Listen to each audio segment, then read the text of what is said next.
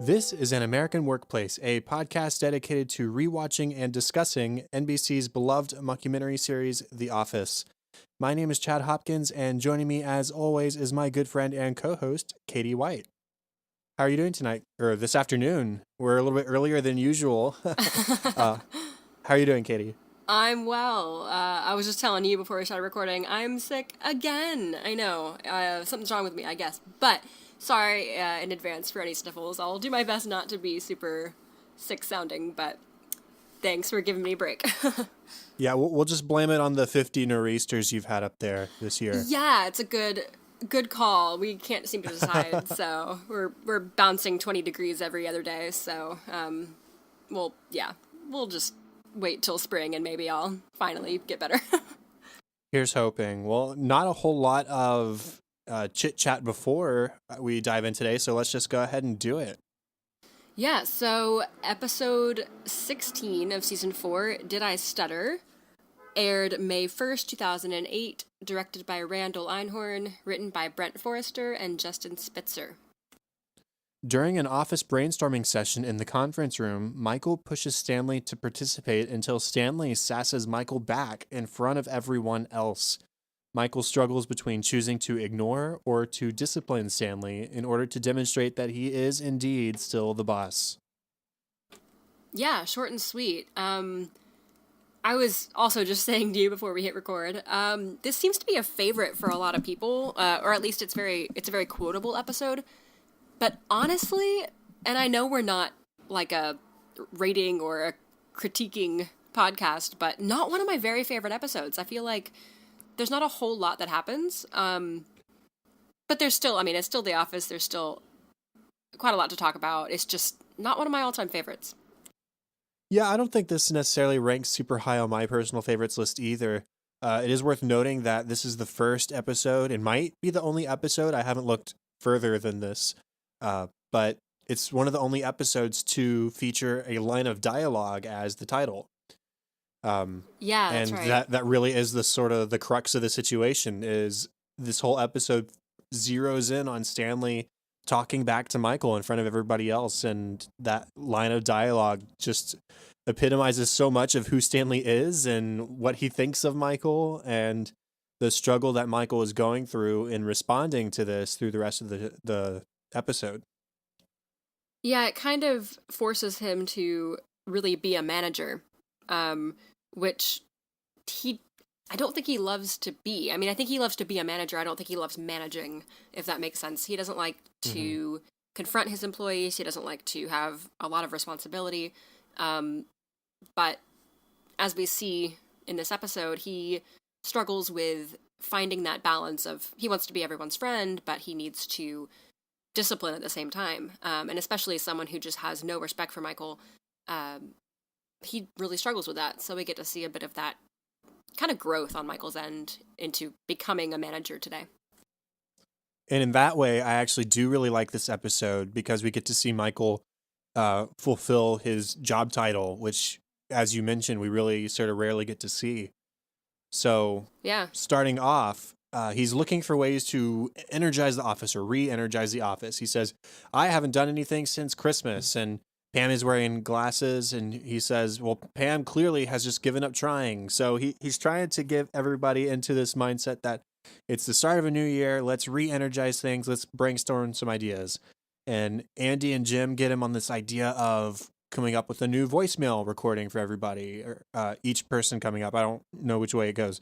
And so he starts thinking rap. When he starts thinking rap, he thinks black people. When he thinks black people, of course, he thinks Stanley, who could not be less interested in this topic or really in anything Michael is saying in the conference room. We know how off topic those can get. And he lets it known. And after Michael tries to insist that he, quote, put his little game down and join the group, he shouts, "Did I stutter?" And it silences the room, and Michael walks out very clearly upset and is more than just upset. His feelings are hurt. He's feeling, I don't know if emasculated is the right word, but I think he, in that moment, doesn't feel like the manager he should be. Yeah, he's definitely knocked down a peg. And I don't know what it was. I mean, maybe Stanley just woke up on the wrong side of the bed. He's having a bad day. This wasn't anything really out of the ordinary. I mean, it was yet another kind of assuming incorrect racial stereotype for Stanley, but he's used to those at this point. He's worked with Michael long enough. Nothing really out of the ordinary for him. He just sort of snaps and lets Michael have it today. Not sure what really caused that, but hey, we all have bad days. Yeah, I don't remember if it's a deleted scene or if it's actually in the episode, but Stanley has a talking head about how he had warned Michael in the past to not test him or something to that effect. I'm looking through my notes right now. I believe that's a deleted scene. Okay, so let me see if I can find those so I can reference it specifically. He's told Michael many times not to test him, and today he just took it too far. And he actually says in the deleted scene, F him. I mean, they bleep it, obviously, but man, Stanley, wrong side of the bed indeed. He straight up says F Michael in the talking head. So, yeah, I don't know what it was specifically about today. I don't think Michael did anything worse in this episode to trigger that than he did in previous episodes. But it happened either way, and now Michael's sort of dealing with the fallout. And then Michael, of course, doesn't even want to really talk about it. Toby comes into Michael's office after the conference room meeting and says, hey, we really need to talk about what happened with Stanley. Michael says, you know what? No, you clearly don't get it. You don't have any friends, Toby. This is how friends talk to each other. We were just messing with each other. But clearly, Stanley didn't feel that way, and Michael knows that that's not what happened, but he's just not wanting to deal with the confrontation. He doesn't want to, take that role of manager and do something about it. But Toby kind of pushes him and says, like, look, this is not okay. You are his superior. You have every right to say something. And so Michael decides that the best way to handle this is to fake fire Stanley in front of the whole office, which we've seen before with Pam early in season 1. Was it the pilot? Yeah, it was the pilot. Yeah, where he fake fires her because she supposedly stole. This was in our trivia, actually. She supposedly stole Post-it notes.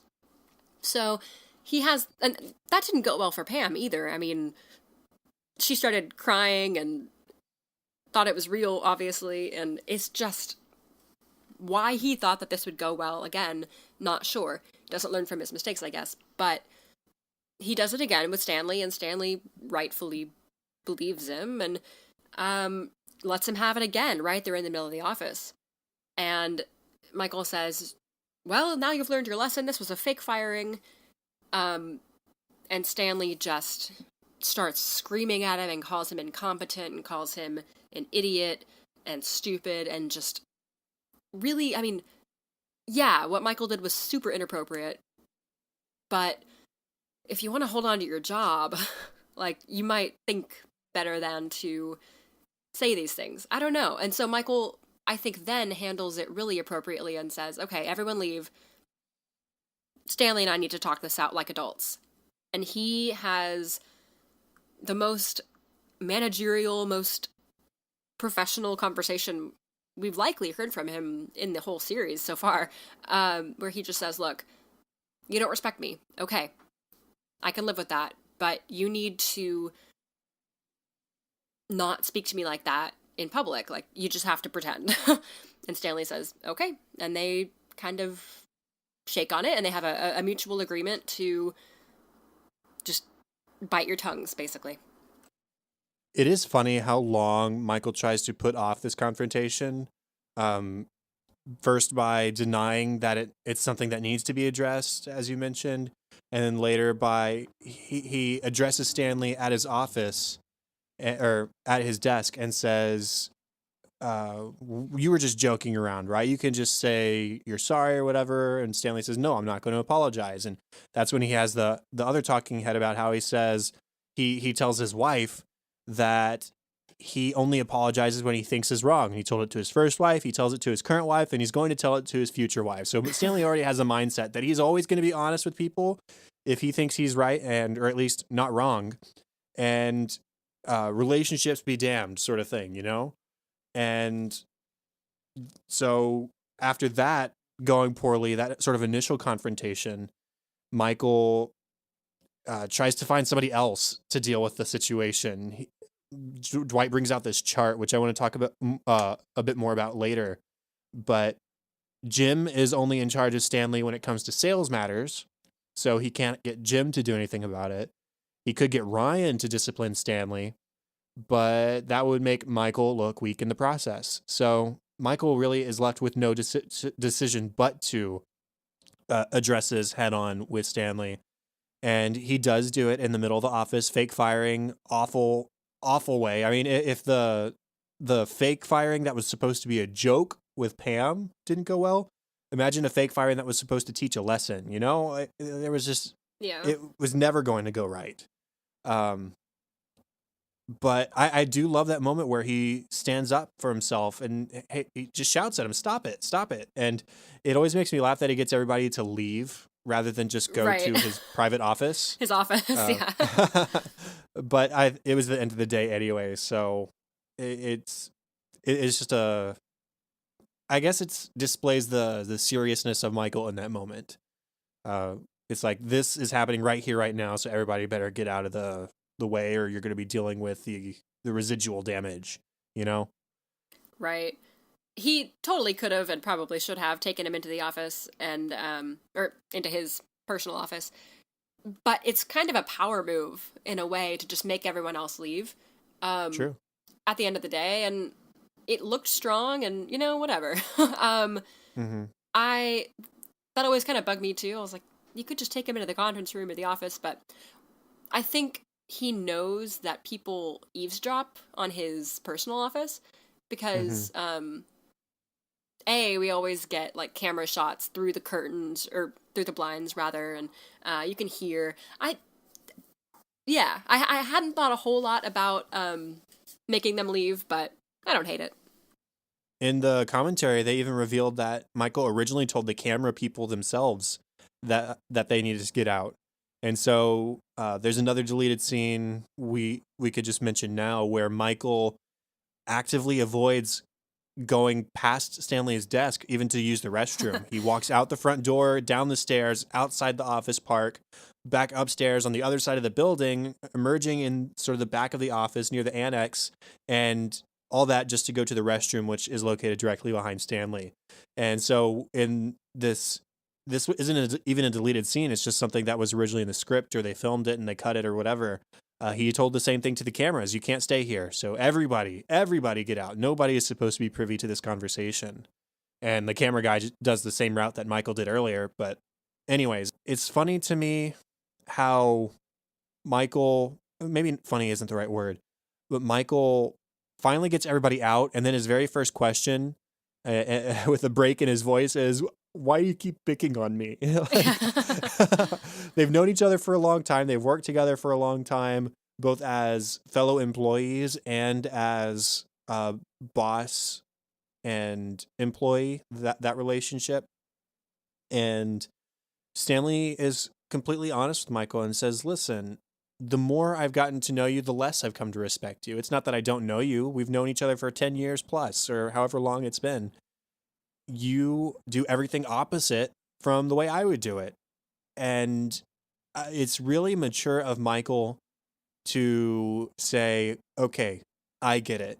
You don't respect me, and I am going to have to accept that."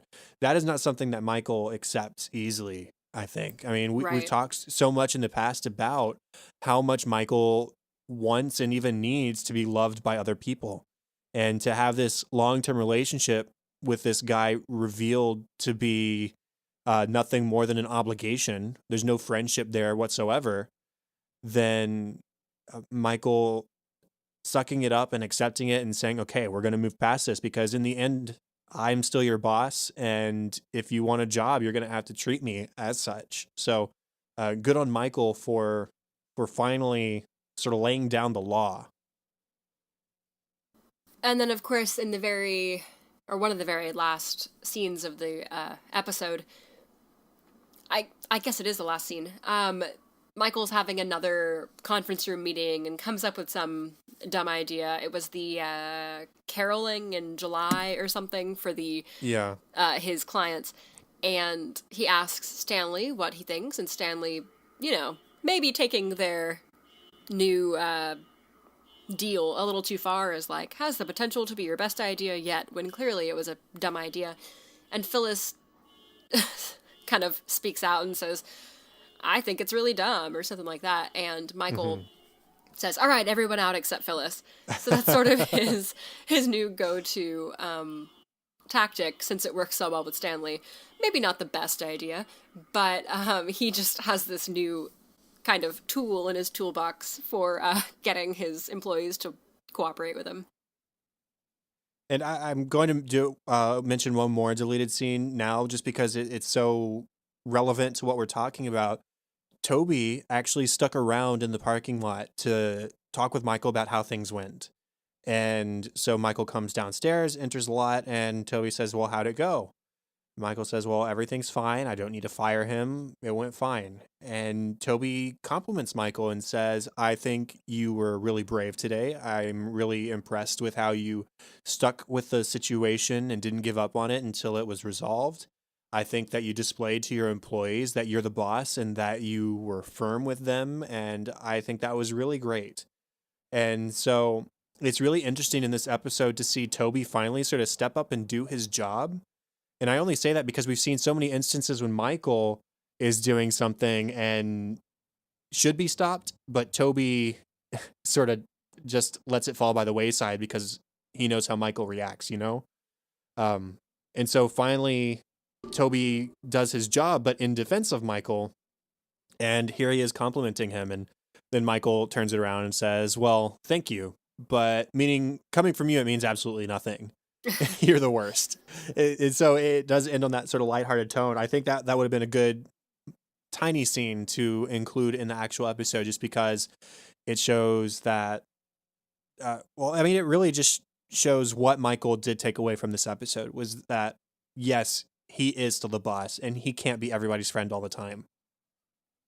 So Ryan made a brief appearance in this episode, mostly to reprimand Jim. So we got a sneak peek of that an episode or two ago when we talked about Jim talking to David Wallace about Ryan's website. And it came up to Ryan that they had talked, and it kind of looked like Jim went over Ryan's head to David Wallace, and Ryan did not take that well. So now Ryan's in Scranton and kind of lures Jim into the conference room with Toby with sort of a fun, hey, I hear you're I forget what the team was. The Eagles. Eagles, yeah. I hear an Eagles fan, and they kind of talk about that for a little bit. And then he goes, cool, well, while I have you here with Toby, I need to give you a formal warning about your job performance. Which is just something about that just makes me mad. Just try to be buddy-buddy, and then, by the way, you're kind of on probation. What bugs me is that he doesn't really say anything super specific. He says, maybe if you didn't spend so much time goofing off with Dwight or up at reception, we wouldn't be having this talk. He says, I know how seriously you don't take your job, or something like that. Which, I mean, his sales are evidently decent or good. So it's not like his sales are suffering. So I'm just not sure what Ryan is referring to. I think he just doesn't like Jim. And that always has kind of bugged me, that he would just not necessarily make up an excuse, because maybe Jim's sales are suffering and we just don't see it, but assuming that they're not, Ryan's just being a jerk. But we knew that. We knew he had that capability. So now Jim is sort of in some hot water. Yeah, I think that Ryan knows that Jim is a competent employee and does get his work done and does have decent numbers.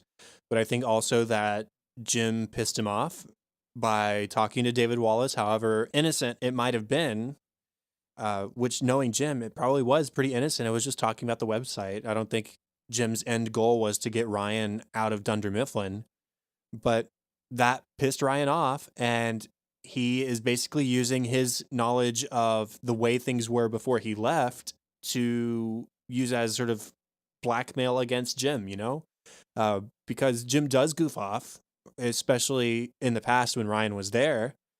Not so much anymore, but that's still a lot of specific incidents that Ryan could refer to that might cost him his job with David Wallace.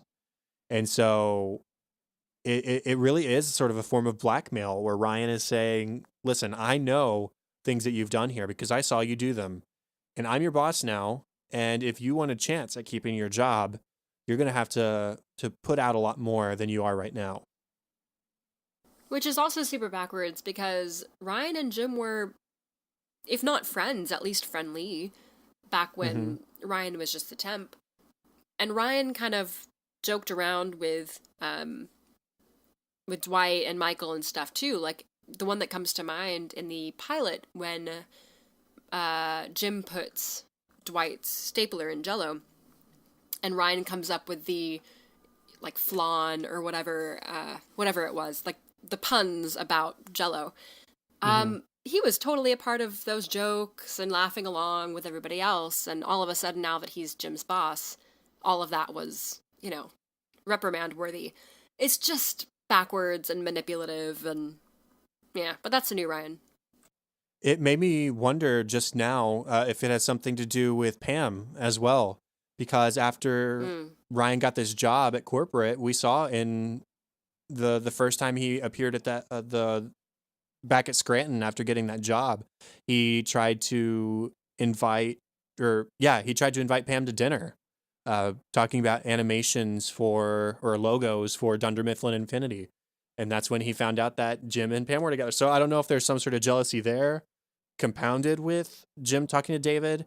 And then additionally, Toby is there. And I don't want to sick anybody on Toby for this, but Toby has had a crush on Pam too.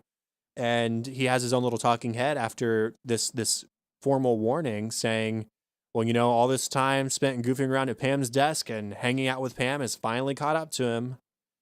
Almost like he's sort of conspiring against Jim for one last shot at Pam too. Because last we heard from Toby in Night Out was that he was going to be moving to Costa Rica.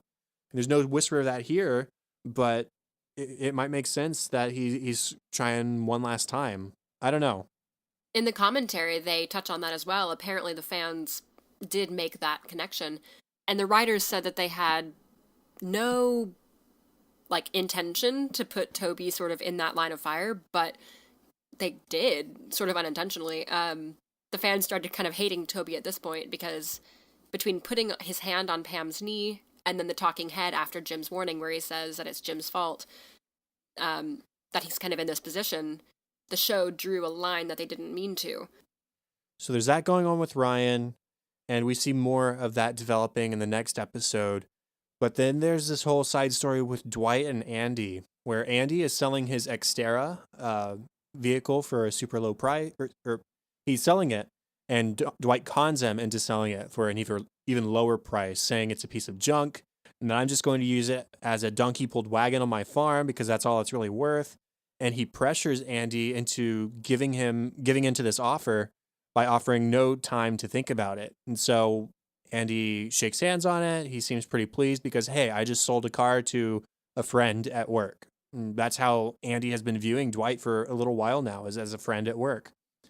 And then Dwight goes and restores the car and makes it look nice and shiny and lists it on eBay for more than he paid for it. So Andy gets upset, understandably. And there's one moment I think it's in a deleted scene, but I thought it was telling to the character anyways, where Andy is looking at the eBay listing and just sort of complaining about the whole thing. And there's this moment where he looks over at Dwight and it doesn't register as anger on his face to me. It's like, wow, I thought this guy was my friend and look how he's treating me right now. And I'm disappointed by that. So yeah, I feel badly for Andy in this episode because Dwight, out of jealousy, basically, for Angela, because things are moving along with that relationship, they seem to be more in like with each other. I don't know if Angela is really displaying love right now, but they're getting along better than they were. And here Dwight is lonely, Angela-less. Hey, but I can have Andy's car and make a profit on it, so I'm going to do that. Yeah, any little thing to get back at him. And this isn't super little either. Looking at the flyers that they posted, Andy's car, he wanted originally $8,700 for it. Dwight says take $1,500 off, so that would be $7,200. He flips it and sells it for close to $10K. So And possibly even more because it was on eBay, and so people are going to be bidding on it. True. So he definitely made some good money, and that was all in one day.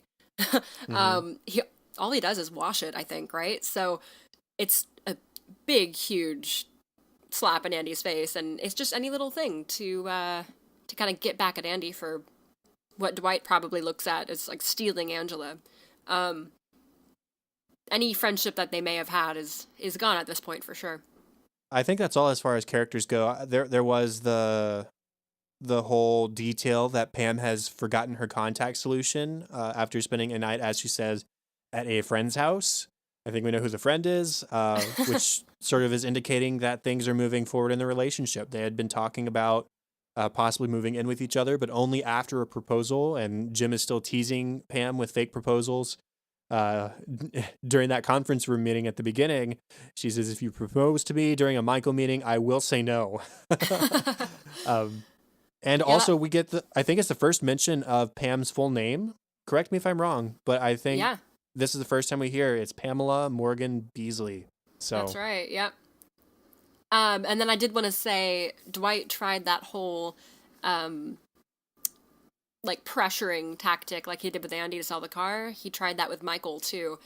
Dwight wants the ability to reprimand Stanley for his mouthing off. And so Dwight has prepared this flowchart, which is incredible. I found a full version of it online, and I'll have to post it to our social media. Yeah, it's so good. It's got, hold on, let me pull it up. It's got like the women's menstrual cycles. It's got like a gay sign for Oscar. It has ethnicities next to him. It has just a lot. It's really, really funny. We'll have to post that. But he brings that out to try to like show Michael who else could possibly reprimand Stanley. And then he says, okay, well, if you don't want to do it and you don't want Ryan to do it, the next person who could really do it is me. And he flips over this translucent like overlay for the chart, and it just puts Dwight at the top and just arrows down to every single person. And he says, let me do it. Let me do it. Do it, do it, do it. And again, Michael stays strong and says, no, I need to do it. This isn't on you. When in the past, we've seen him let Dwight pick, health plans and stuff like that, making Dwight do Michael's job. But he's being strong. He's not caving this time. Going on to more specific funny moments. In the cold open, Michael is in a rush to get ideas from people. So much of a rush that he neglects to initially tell them what he needs ideas for.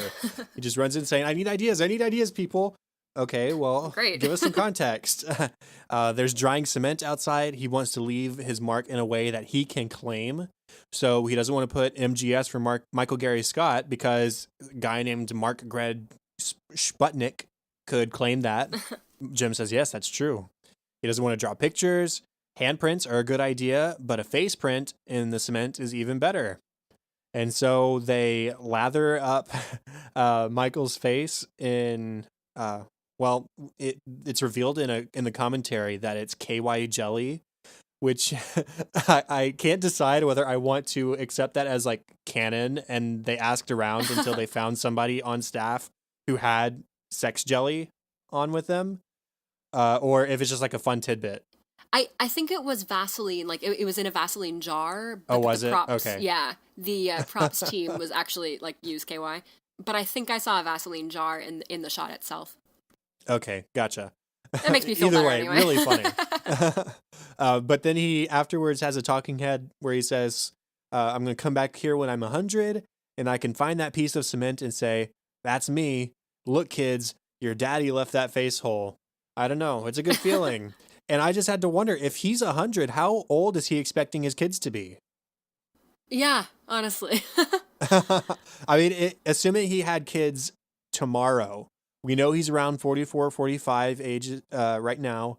And so if he was 100, his oldest child would be at least in his 50s. Yeah. Which it would be really weird to bring your fully grown kid, who probably has kids of their own, to your place of employment from many, many years ago. Just, Right. you know, Michael not thinking it through. Not to mention the fact that there is now a crater in the sidewalk. It doesn't look extremely face-like, no. It's kind of a safety hazard. And in the commentary, they even mentioned that there was a deleted scene that didn't make it onto the DVD of somebody tripping over his face hole. Another funny moment, one that always makes me laugh, when Dwight is in the conference room with Michael, actually just in that same scene I was talking about with the flowchart. Dwight has this metal pointer that he's using to talk about the flowchart, and he's trying to convince Michael, and he like swats the pointer on Michael's cheek and like tries to make him look at Dwight, and it's just very like very intimate looking. I don't know, it's just very funny. He's like, hey, look at me. And it's just it always makes me laugh. Michael says awful things to Pam about her glasses, but they're funny too. He says, man, those make you look so ugly. In order to get hotter, you have to take those glasses off. You're moving in the wrong direction. You look like an ugly scientist. I can't even hear you right now. Yeah, there's that. And then when he's tried to sort of justify what Stanley said to Toby, he says, you know, friends joke with one another. Hey, you're poor. Well, hey, your mama's dead. That's what friends do. And I honestly can say I've never had anything resembling that conversation with my friends. You don't tell your friends that they're poor? No, or that their mom is dead in any comedic way. At all. Speaking of blind Pam, Creed has a great line where he says, a lot of jazz cats are blind, but they can play the piano like nobody's business. I'd like to put the piano in front of Pam without her glasses on and see what happens. I'd also like to see her topless. I don't know which order he thinks blindness and great musicality, like how they go hand in hand, but I think he might have that backwards. And I also noted, hey, Creed knows who Pam is now. Yeah, he didn't know her name before. Michael, at the end of the episode, starts off imitating Rodney Dangerfield's "Don't Get No Respect" routine, but then he veers off into combining it with other comedians' routines, such as Seinfeld's airline food, and Jeff Foxworthy's "You Might Be a Redneck If," and Sacha Baron Cohen's Borat, and it goes on forever. He just doesn't know when to stop because it's never good, never. But he just keeps combining these comedians in this hodgepodge of not funniness. He also, every single time he every time he imitates Borat, he says Borat at the end, like, we don't know, and he's like, oh, that's nice, Borat. Right.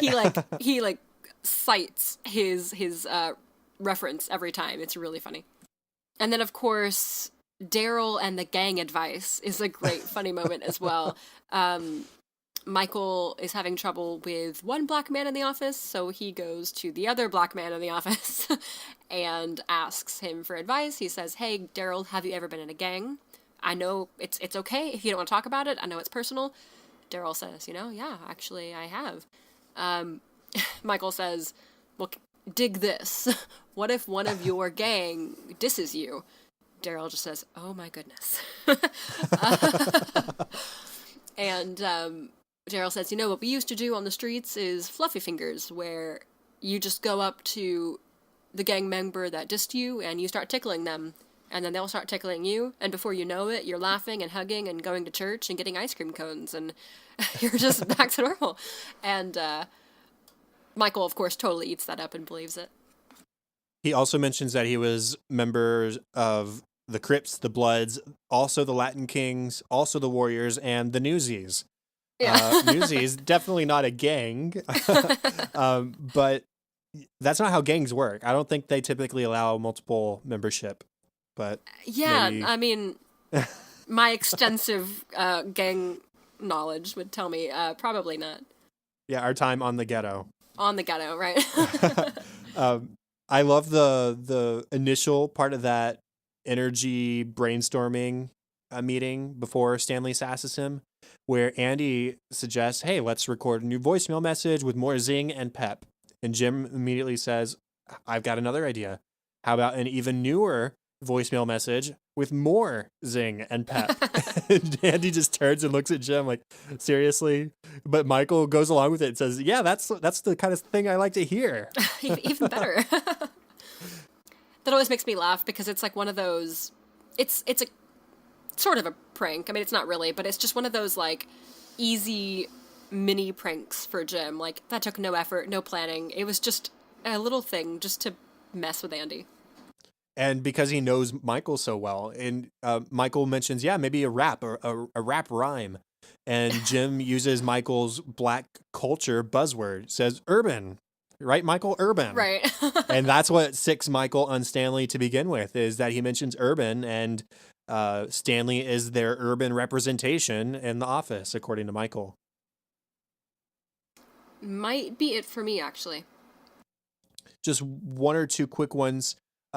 Andy, when first talking about his Xterra, has a talking head where he says, "You meet a lot of ladies driving an Xterra because you pull up to a stoplight and look over and there's an Xterra next to you. They're always driven by chicks. So there's your icebreaker." So he's proud to be driving a car that is typically associated with women. I mean, in high school, I think I knew 3 or 4 girls who did drive Xterras, but Yeah, that is purely anecdotal, I suppose. I may have wanted one. It's fine. And then Kevin, at one point in the episode, approaches Pam to tell her he likes her glasses. And you think, oh, that's nice. Michael was making fun of her. Good on you, Kevin, for complimenting her. And then he says, well, all of my past girlfriends have worn glasses. It's kind of a turn on, like librarians. And then he asks her to say, these are due back Thursday. And it just becomes, it's what convinces Pam, yeah, I'm not going to wear my glasses anymore today. She takes off her glasses and we can just tell how blind she is. Yeah, what did she say? 4,200 or something like that? Yeah, something crazy. And lastly, as far as funny moments go, another Kevin moment. After Michael forces everybody to leave, Kevin is in the front entry of the office building. And he's got this talking head about, wow, they are both mad. Michael is in one corner and he is mad. And Stanley is in the other corner and he is mad. And that's about it. And it's like, well, thank you for the insight, Kevin. We couldn't tell that both of them were mad. And he's so proud of himself and excited for what's going on. But it's nothing, ultimately. He thinks there's like going to be a cage match or something. Yeah. What about deleted scenes? Deleted scenes. Speaking of Pam's blindness, she asks the camera crew to really, really unfocus their lens. And she goes, no, keep going. Really, really unfocus it. How blind she is, she wants to like exemplify that. She goes, this is what the rest of my day is going to look like. And she cannot see anything, or rather the lens can't see anything. We pan over to Dwight. It looks like he's trimming his nose hair.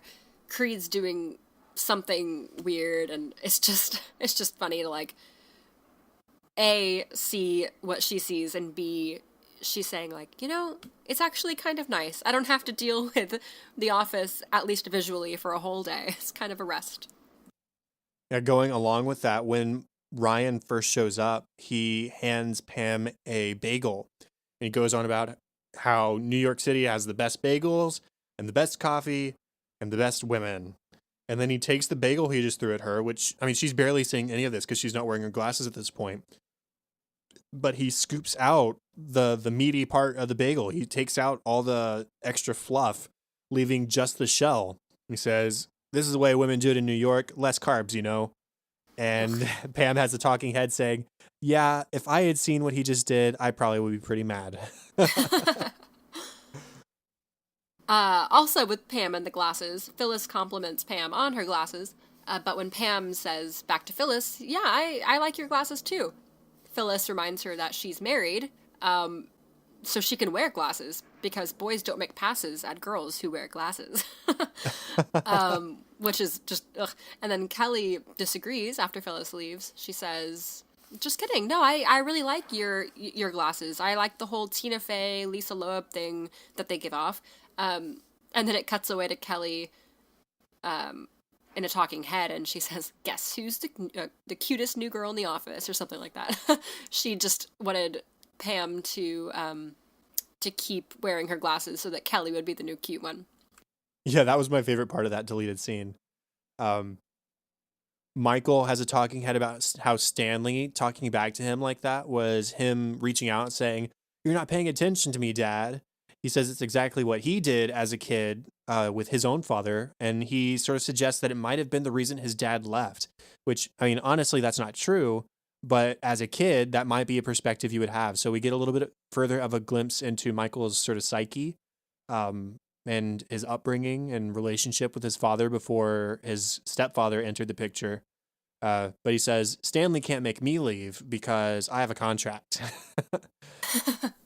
And he, in a separate one, says that he's put Stanley on a pedestal for too long. He says, jerks don't belong on pedestals. They deserve to be up where people can see how jerky they are. Uh, he calls it a big marble jerk stand, but literally, up where people can see something is the definition of a pedestal. Yeah. So, Michael goes up behind Stanley and considers tickling him using fluffy fingers, but he can't seem to do it and walks away. and Jim actually confronts Toby about the formal warning. He says, Toby says, it's more of a productivity issue. Jim says, well, my numbers are good. Toby says, well, Ryan thinks they could be better. And then Ryan has a talking head about how going after Jim is a risky move because David Wallace likes him, but business is about taking risks and getting out on the open highway with the top down.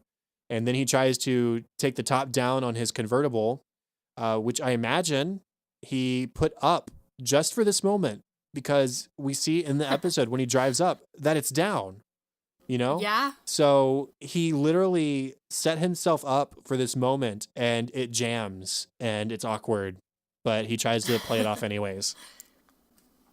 Michael holds a meeting with Stanley in his office where he makes a big, huge to-do about putting a letter in Stanley's file, basically saying, I guess, that he's on a warning or that he mouthed off or something.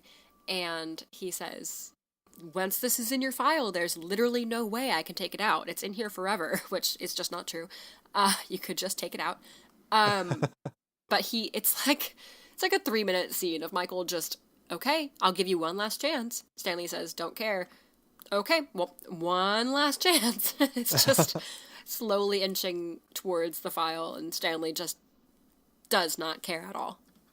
And then after he finally drops it in and gives in to Stanley, he says, well, I haven't mentioned the second letter that claims everything that the first one said is a crazy lie. And Stanley's just done. He's gone. But that is funny. One last one for me.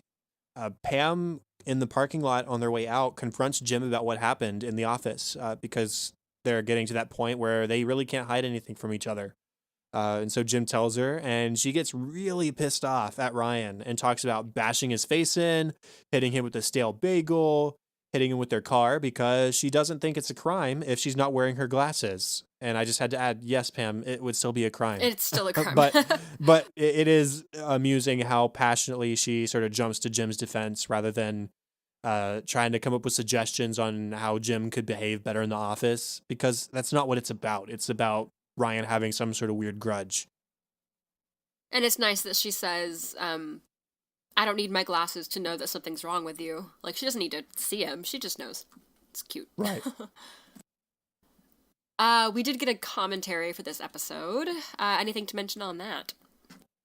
I did like that the whole cold open with the cement face plant was one take and nobody broke character, which is good because that'd be a difficult or at least uncomfortable thing for Steve Carell to reshoot. And that's what she said as he's face down in the cement was improvised by Steve Carell, and still everybody remained in character, which is good. Greg Daniels wanted Pam's eyes to be just really, really magnified in the glasses. This is crazy. He wanted, like, you know, when you see somebody with a really strong glasses prescription, their eyes are either smaller or bigger. Well, he wanted her to have just giant bug eyes for this. But Jenna Fisher has perfect vision, so what he wanted to do was have her wear contacts, like really, really strong contacts, and then glasses that would reverse what the contacts did. But thankfully, they didn't end up doing that because I can imagine that would be a horrible headache. So they just ended up just giving her fake glasses.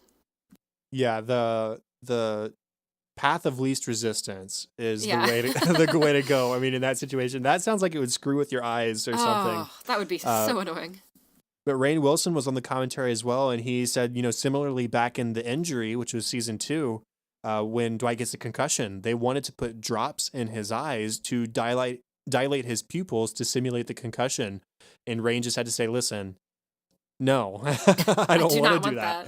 Just do that in post if you really want it that badly." That messes with you for the rest of the day. I mean, your eyes are shot. Right. I wanted to mention on this flowchart, again, there were a couple of things I didn't mention. Toby has a Star of David next to his name and a question mark. They think he might be Jewish. And then Creed's name is in quotes. It says Creed Bratton. I love that. In quotes. Because they're not really sure. And then at the very bottom right, it says, "Do not duplicate or transmit intellectual property of Dwight K. Schrute for 1,000 years."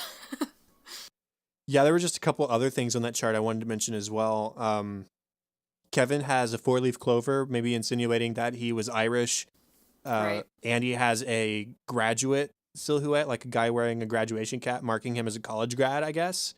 Because you might have heard he went to Cornell. Cornell, right, yeah. Stanley looks like he has a fist next to his name, which I guess is supposed to be like the Black Power movement or something like that. Yeah, that's what I got. Let's see. Oscar, we already mentioned him. I love that Jim was labeled as assistant regional manager, but Dwight was listed as original assistant regional manager. Yeah. And it's also worth noting that this had some old names on it. Devin was still on this chart. So this is something that Dwight has had for a long time because Devin was fired back in season 2 episode Halloween. I also love that not only are the women marked for menstruation, they are also marked as women. Right. There's, you know, plain employees, and then there are women employees. A very special, you know, type of employee, which is pretty great. And then he has it marked for the party planning committee, green for different, like, green are sales reps, blue are warehouse workers. It's a very well organized, or well labeled anyway, flowchart. We'll have to be sure to post it. Okay, let's go ahead and transition into our next episode, which is Job Fair. It aired on May 8th of 2008, directed by Tucker Gates and written by duo Lee Eisenberg and Gene Stupnitsky.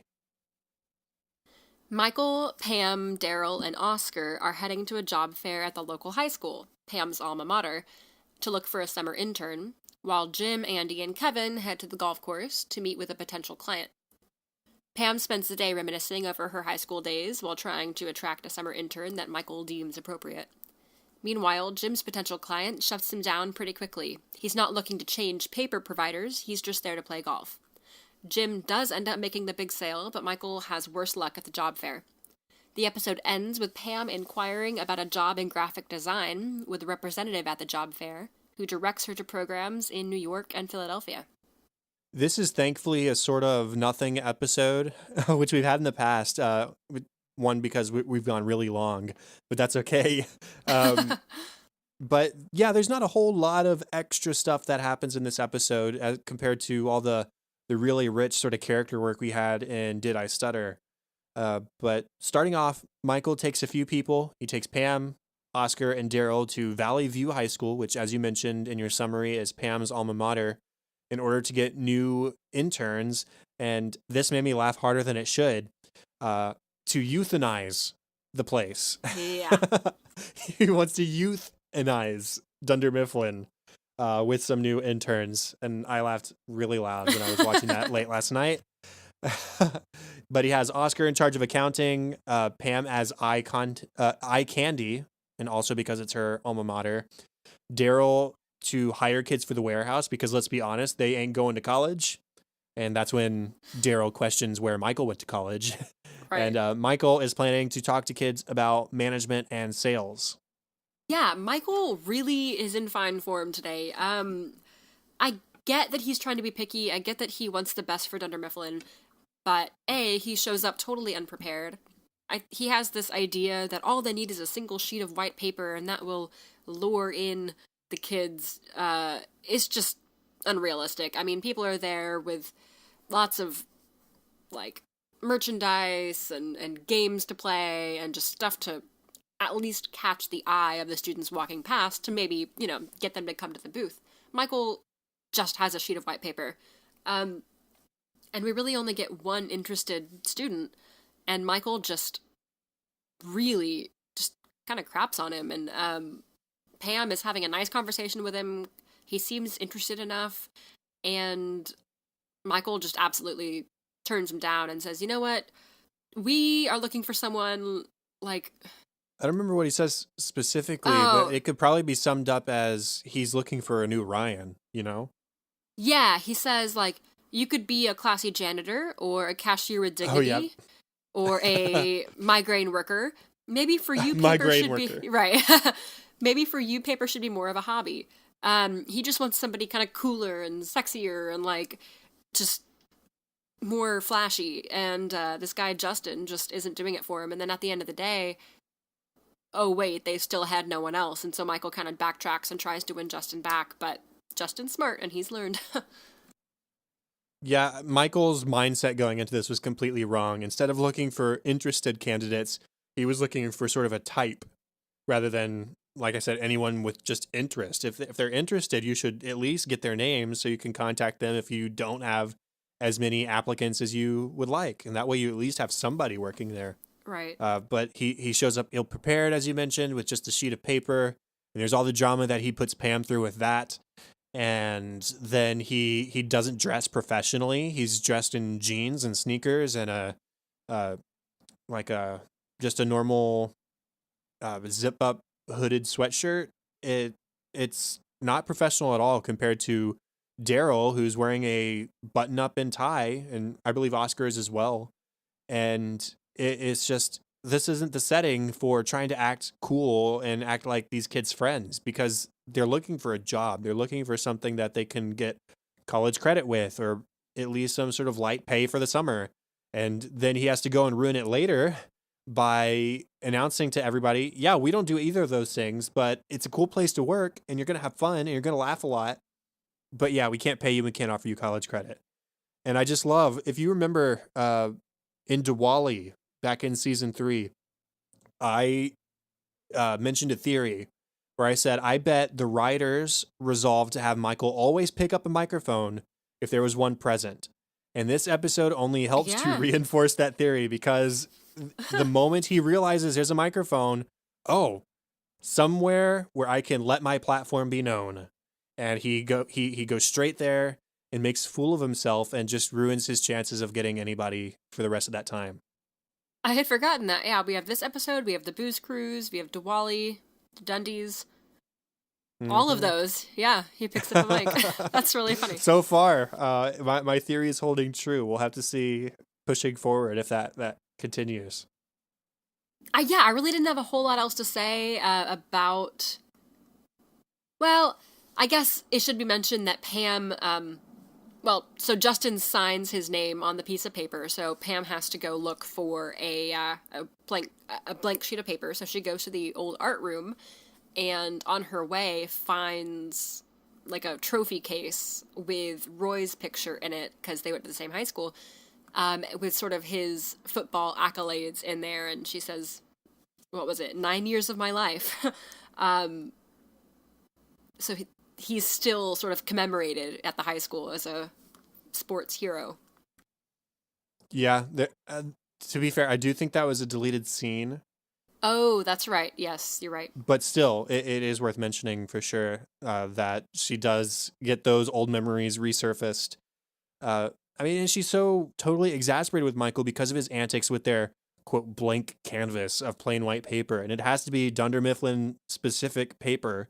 A plain old sheet of printer paper from the art room isn't enough to satisfy Michael. And so she drives 20 miles round trip back to Dunder Mifflin just to get a single sheet of cardstock, which, by the way, Michael only told her to bring one sheet in the first place, even though Pam said, should we bring a few extra? And Michael insisted, no, we only need the one. And, well, here they are. And then another deleted scene shortly after Pam has arrived back at the school with the new sheet of paper. Michael is talking to somebody else who appears to have interest, and he offers him the sheet of paper to take with him. And so Pam just made this trip for nothing because they just handed over the second sheet of paper to some random kid who ends up not being interested in the job at all. Pam, of course, fills out an application at the job fair, or tries to, for a graphic design company, but she learns that she's not really qualified for the position. However, apparently high school kids are qualified. But it listed all of these programs, including Illustrator and Photoshop and a bunch of others that I didn't even know, that she should be proficient in, and she's not. And the representative says, you know what, don't worry about it. If you're really serious about learning, you should look in New York or Philadelphia. And so we kind of see her wheels turning, and she's like, yeah, okay, maybe I'll consider a program out there. Yeah, and this comes right after Michael has sort of not scared her off, but pissed her off to the point where she decides to get out of where he is for as long as she can. Because when he's trying to make up with Justin, he's extremely rude to her, calls her the office hottie, tells Justin that she might do him because she's already dated two others in the office that they know of. And so she storms off, and he says, you know, I'd never tell her to her face this, but she's a wonderful person and a gifted artist. And Oscar calls him out on it. Why wouldn't you tell Pam that to her face? Like, why, Michael? Why would you even consider making somebody feel good for once? And it's ridiculous. And so we're left at the end of the episode with Pam really honestly appearing to consider going somewhere else to pursue art further. And then, of course, we have Jim, Andy, and Kevin at the golf course. Jim, of course, just had that interaction with Ryan in the last episode where he's on probation. So Jim is taking this very seriously. He is golfing with a potential client, trying to win him over. He says, you know what, I have some pretty important plans with Pam. I can't afford to lose my job right now. So we're gonna try this. He's really, really trying. And the client, unfortunately, is just not interested. He keeps turning him down. Jim keeps pushing and says, you know what, like, I gotta try. What can I do to win you over? And it takes the whole day, but Jim breaks him down. He gets to him. No help from Kevin or Andy on that front. They kind of just slow down the process, it seems. But he was insistent and won. He was persistent. Michael or Jim does say, yeah, Ryan put me on probation. Remember, he was the temp here. So he's making it very clear what he thinks about Ryan being his boss now. But he is very persistent. He says, I'm going to do something I've never done with this job. I'm going to try. And so he offers discounts. He asks what can be done to get this guy, Phil, as a customer. And he eventually has to stand in front of the car and says, look, you swung 6 times at a ball that was in a sand trap. So obviously you're not a quitter. And now you can see that I'm not either. And I'll call you every day until I get your business. And so he concedes. And now Jim has a new client. So great for him. One more side story with Dwight at the office involving people wanting to leave work early because Michael isn't there. So Michael's in charge. Jim is in charge after that. And then it's Andy and Dwight, apparently. They're kind of tied, Dwight says. Michael and Jim are both out of the office, so Dwight says, you know what, I'm in charge, because Andy's gone too. But the rest of the office really doesn't have any regard for that. They say, you know what, let's just go. Our 2 actual superiors aren't here, so why should we be here? Everyone except Dwight and Angela leaves, so that kind of gives them a moment alone in the office. Not that they really speak, but there's a little bit of tension there. I think Dwight definitely notices that the other person there is Angela. And then Dwight, of course, calls Michael and says, "You should know everyone's left. I've taken down their names and docked them a personal day." Michael says, "Why should they, like, not leave? I'm not there. Jim's not there. Why should they be there too?" So yeah, that was pretty funny. Yeah, Dwight seems pretty put out by it because it seems like all he really wanted, and we've seen him power hungry in the past, but in this instance, I think he just wanted some responsibility and to be respected by his peers when he is theoretically in charge. And Michael just won't even acknowledge that in that moment. And you mentioned there might be some tension between Dwight and Angela being the only ones there, maybe a little bit at first, but what I noticed more than anything was that they started to be courteous to each other, waiting in line for the copier, Angela offering a bless you when Dwight sneezes. They open the door for each other once or twice. So maybe not romantic wise, but relationship wise, they appear to be mending, which I think is a good thing. Yeah, that's a good point. I hadn't, like, I had noticed those things you said, but I hadn't really put that together. That, yeah, they probably wouldn't have said those things or held open doors for each other in a full office, but you kind of have to either, fight or extend courtesy. You kind of have to go one way or the other when it's just the two of you. Now, going on to funny moments, how about we start off with Michael? Always a good place to start. There was a moment towards the end where he has the mic, of course, and he starts crapping on all the other jobs represented at the fair. And he says, like, H&R Block, I don't even know what they do. He mentions a funeral home and the actor playing the funeral home director or whatever. Bless him, but he just looks like a funeral home director. They did a great job casting. Like, that was perfect. And then he says the Air Force, and this just, like, badass looking Air Force guy just turns his body and looks at Michael, and Michael kind of steps back and says, "Oh, the Air Force is cool." Right. He backpedals pretty quickly on that one. Yeah. When Michael first asks Pam to go back to the office to get a sheet of Dunder Mifflin paper, she asks, "Are you serious?" And he says, "Yes, and don't call me Shirley." Which She didn't. not the proper response, because the correct precursor to his response would be, "Surely you can't be serious." Obviously a Right. reference to airplane. But she doesn't give him that full quote, but he gives her back the response. And it should be noted that Michael says that joke at least one or two more times over the course of the series, so we'll have to make sure to note when he does that again. Also, Michael, he's got a talking head regarding the job fair. He says, "All of these jobs suck. I would rather live jobless on a beach somewhere off the money of a large inheritance than have to work at any one of these crap holes. They suck."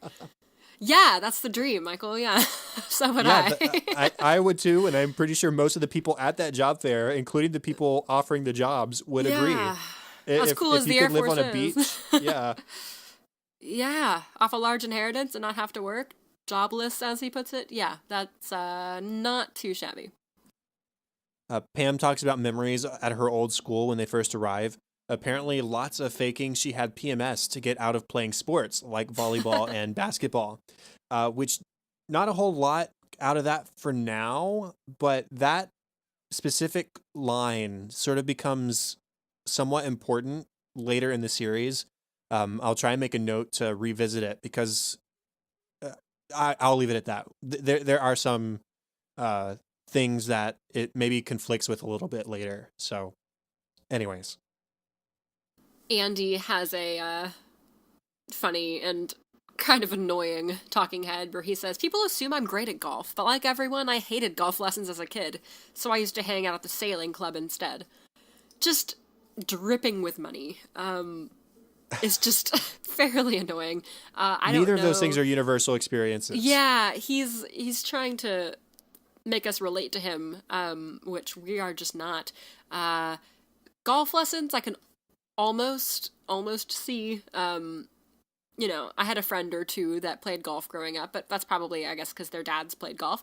I didn't have one person that I know who took sailing lessons. Granted, we're from Texas, so not a whole lot of sailing inland, at least. But yeah, I mean, he just drips like Connecticut money. Yeah, Andy also hit 1,200 golf balls the night before this match as prep. He got lots of blisters because he was swinging a club 1,200 times or more if he missed a few times, which ruined him for playing the next day.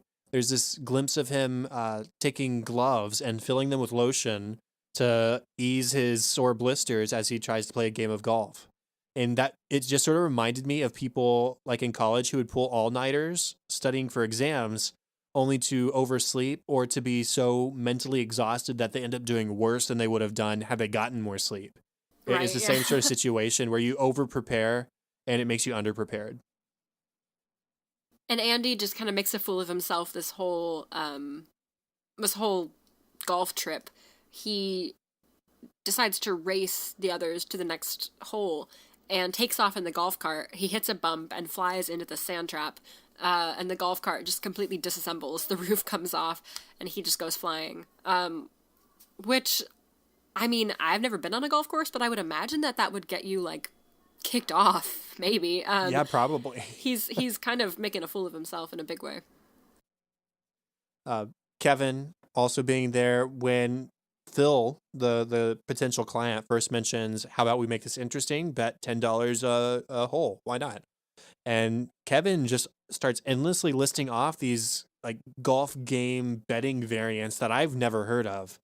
And I don't think the others had either, but it just further goes to show how deep Kevin's sort of gambling addiction is. We've seen him play poker.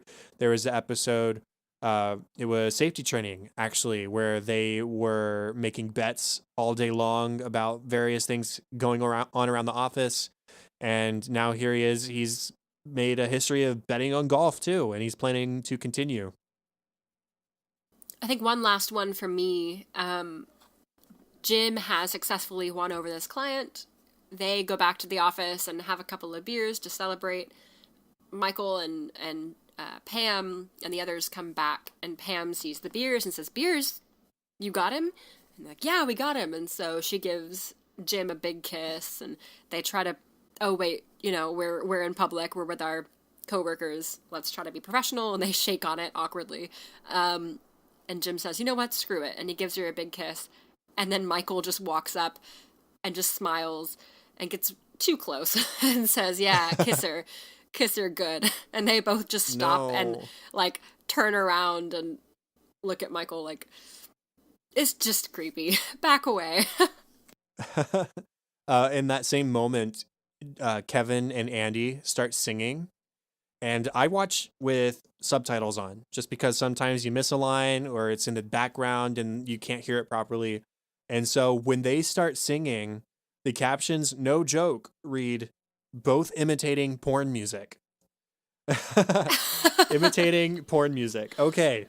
I just thought that was a funny thing to mention. Incredible. I watch with subtitles a lot of the times too. I can't say I did for this episode. I don't think I did, or if I did, I don't remember that. That's really funny.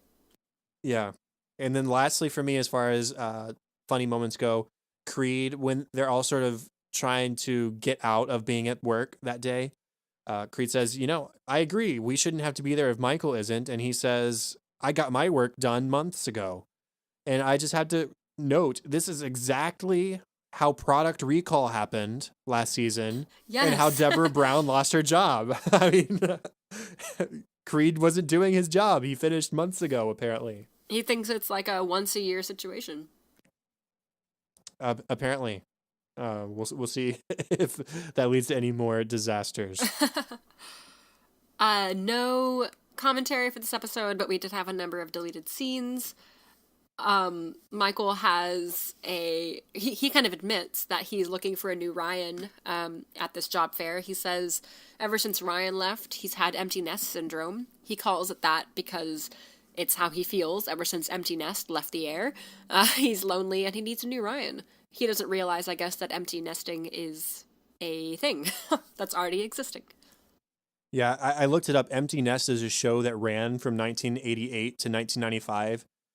And I didn't look too much into like plot details, but I would assume it deals with like a family who maybe just sent off a kid to college or something like that. So it probably got its name from empty nest syndrome. But Michael is just not clever enough to know the reference point for that. That's also a really Um, long time to have empty nest syndrome from 95 to '08 when this aired. yeah. um, I already mentioned when Pam arrives back with the second sheet of cardstock, um, Michael sort of hands it over to this other kid who seems interested. And Pam just gives the camera an incredulous look. But this kid had his polo shirt collar flipped up. And it's not too long before Michael has his jacket collar flipped up in solidarity with this kid. And he later ruins this potential with this kid possibly being an intern by being overeager. Follows him around, talks about inappropriate things like the sexy atmosphere and about finding a condom in the parking lot because that's the kind of thing that interns want to know about apparently. And the kid tells him off. He says, "Hey, listen, you're creeping me out. I was just being polite, and I don't want to waste my life selling paper." And so he storms off, and Michael just slowly walks back and flips his collar back down. There's another potential candidate that Oscar kind of befriends. It's this sweet girl, and she seems really, really genuinely interested in the internship and excited possibly to land a permanent position at Dunder Mifflin as an accountant. She seems like a really good fit and actually interested in becoming an accountant. Oscar, I think his heart just breaks when he hears this because he's like, what do you like doing? And she says, well, I play guitar. And he says, do that instead. We've just filled the position with somebody else. Sorry to tell you that. Do something else. And he has a talking head. He says, I just couldn't do that to that sweet girl. And he says to her, never work in an office. And she says, oh, okay. And she turns around and there is an Office Depot booth and she just goes straight to Office Depot. Yeah, that's the kicker is that she just goes straight to their competition. Um, Lastly, for me, I think Jim has a great talking head, which is another one I wish they had left in the episode because I think it is genius. Uh, Jim, he's talking about how if your client likes Italian food, you take him to Cugino's, which sounds like a fancy Italian restaurant. He says if your client likes a little action, you bring him a gambler, i.e., Kevin, who makes a bet right off the bat.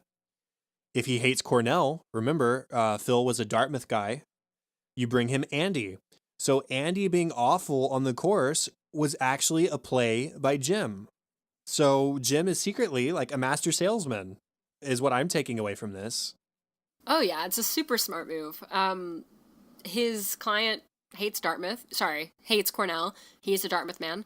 And he's just making Cornell look stupid by bringing Andy and kind of reinforcing his client's beliefs, which is genius. It's really smart. Yeah, it's so cool. And it explains a lot of how Jim is still successful despite Andy's behavior on the course because it's painful watching Andy on the course that day. But Jim wins, and it's because he was making Andy look the fool on purpose.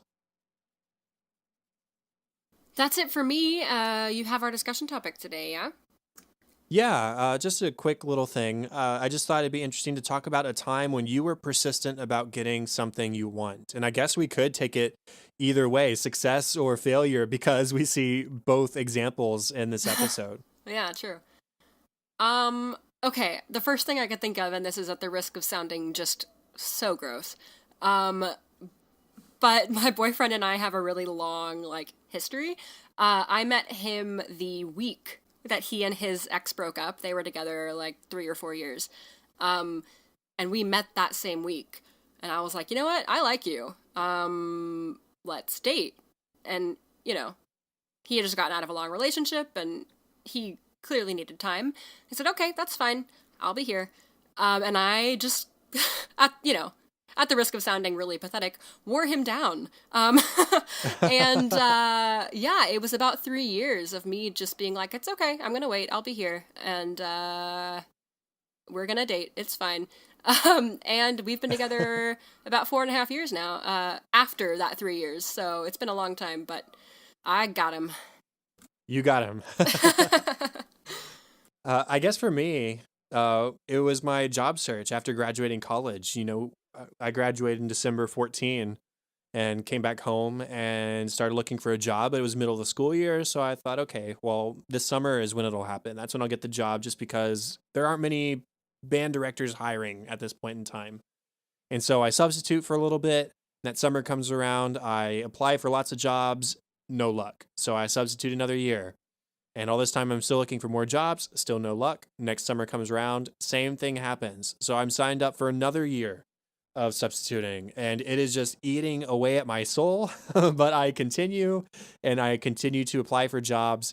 And then finally last July, this one that I'm currently in as an middle school orchestra director, just sort of dropped in my lap. I wasn't even seeking for this job in particular, and it just sort of happened. So be persistent, people. If you don't give up on what you want, you'll get what you want eventually, hopefully, if it's meant to be, I suppose. That's an uplifting note. I love it. Yeah. Good place to end. That is the end of the official 37th episode of An American Workplace.